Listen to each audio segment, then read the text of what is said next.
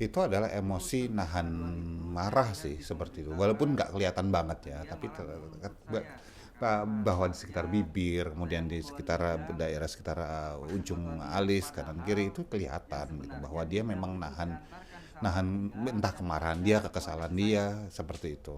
Jadi kalau misalnya ditanya apakah mau memunculkan kesedihan, saya tidak terlalu melihat masalah kesedihan itu, tapi kemarahan iya. Hmm.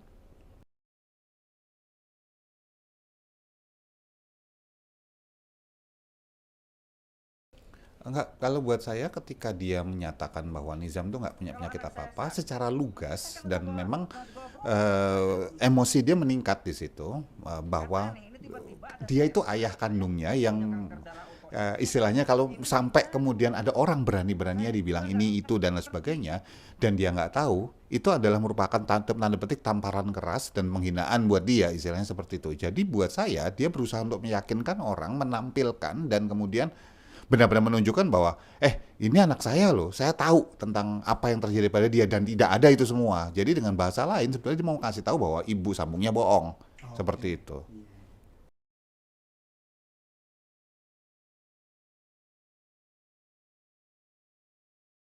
Saya tidak melihat ada gerakan sama sekali tangan yang menyentuh wajah, leher dan semacamnya, nggak ada itu gerakan sama sekali.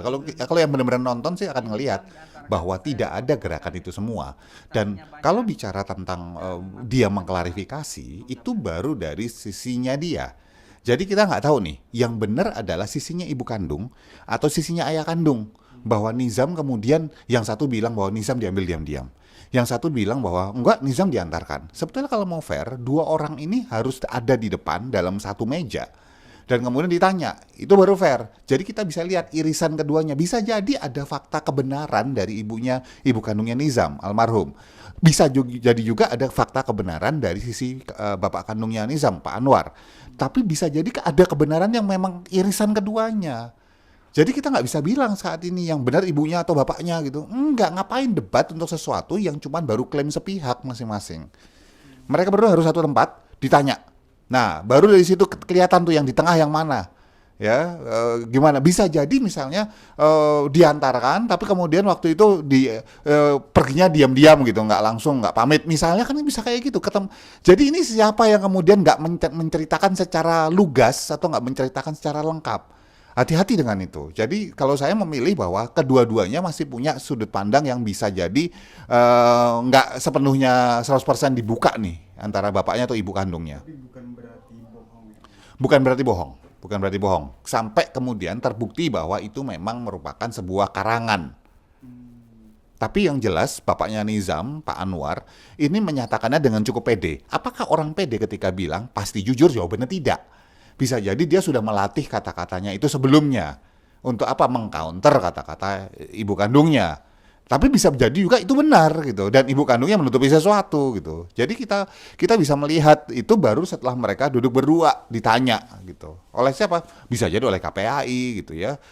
Misalnya saya hadirkan mereka berdua gitu terus kemudian saya tanya gitu, kita bisa gali tuh yang benar yang mana nih atau keirisannya di mana kemudian. Oke.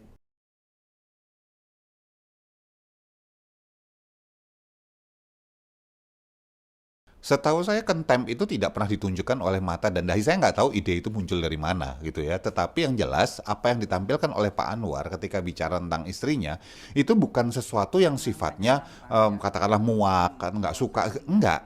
Yang ditampilkan oleh dia adalah masih yang di awal.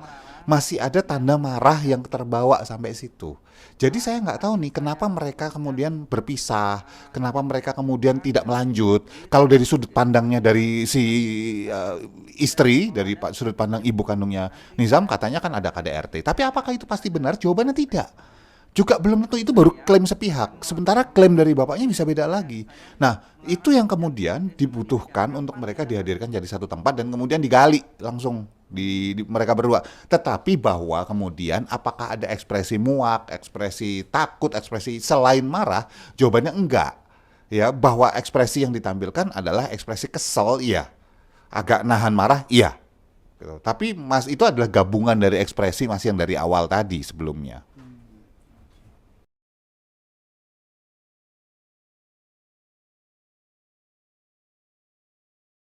Oke. bapaknya Nizam cerita tentang perlakuan yang diterima oleh Nizam dari ibu sambungnya, kita bisa melihat bahwa sedikit ada perubahan ekspresi di Pak Anwar, yaitu apa? Sedih. Jadi kalau saya bisa gabungkan kemarahan dan kesedihan ini, kalau digabungkan itu rasa penyesalan sebetulnya yang ditampilkan oleh Pak Anwar saat itu. Ya, dan itu merupakan hal yang wajar ya, bahwa seorang ayah kandung yang kehilangan anaknya, yang merasa bahwa kalau bisa waktu dibalik, dia ingin balik waktu itu, balik ke awal gitu. Sebelum ini nggak, harusnya semua ini nggak terjadi kalau dia misalnya meneruskan katakanlah laporan polisinya gitu di tahun lalu. Tapi kan sudah terjadi. Penyesalan sih yang muncul di wajahnya Pak Anwar. Dan juga kesedihan mungkin atau gimana? Kesedihan campur kemarahan itu adalah penyesalan. Jadi gabungan dari dua emosi besar itu yang dirasakan oleh Pak Anwar.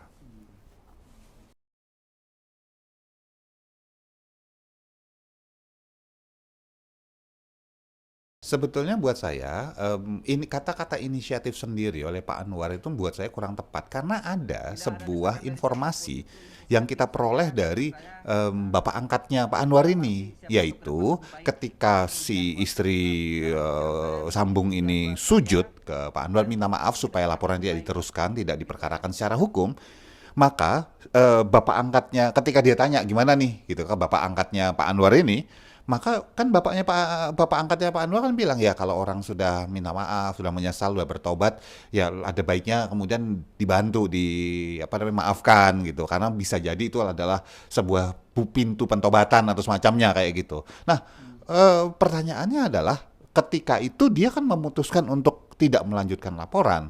Artinya apa? Ya bukan karena inisiatif sendiri, karena tanya, kemudian dapat pertimbangan, dan kemudian dicabut. Iya, bahwa dia yang nyabut. Tapi apakah inisiatif sendirian gitu? Jawabannya tidak. Berdasarkan pertimbangan tadi. Apakah salah? Bukan salah benar di sini. Tapi semua keputusan, semua pilihan di dalam hidupnya manusia kan selalu ada konsekuensinya. Dan konsekuensi itu yang kemudian sedang ditanggung oleh bapaknya Nizam saat ini. Tapi artinya kalau menurut Om sendiri itu keputusan yang benar atau bijak atau gimana? Gini, sekali lagi, di dalam kehidupan manusia sebetulnya nggak ada yang namanya keputusan atau pilihan yang benar atau salah. Yang ada adalah setiap keputusan, setiap pilihan ada konsekuensinya. Nah, kalau misalnya saya di posisi bapaknya Nizam, saya perlu tahu pasti bahwa kalau saya cabut laporan ini, maka si ibu sambung ini bisa mengalami atau melakukan kembali, bahwa dia bisa tobat, betul. Tapi dia sudah melakukan gitu loh.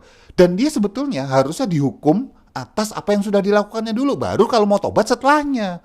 Bukan dia belum dihukum, belum ngalamin konsekuensinya, kemudian dibiarkan gitu aja, ya kejadian lagi. Kebanyakan apa yang terjadi? Kan gitu lagi. Orang tuh harus dihukum dulu, harus mengalami dulu rasa sakitnya dulu, baru habis itu udah nyesel ya, udah sakit kan? Ya udah, oke, dimaafin. Itu nggak apa-apa, tapi jangan sebelumnya. Fatalnya banyak orang di luar sana adalah belum apa-apa, ya udah deh, dimaafin deh. Ya terima dulu konsekuensinya, baru dimaafin kemudian, bukan sebelumnya.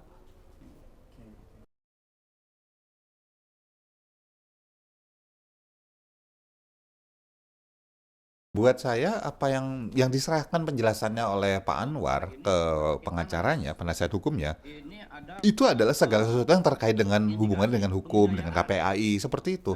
Yang hubungannya dengan ceritanya dia handle sendiri kok buat saya. Jadi nggak ada yang aneh dengan ini. Ya wajar dong, penasehat hukum tugasnya adalah berhubungan dengan hukum.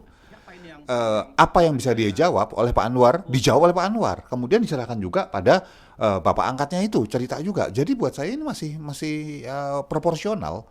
Jadi nggak dilepas begitu saja oleh Pak Anwar. Buat saya seperti itu.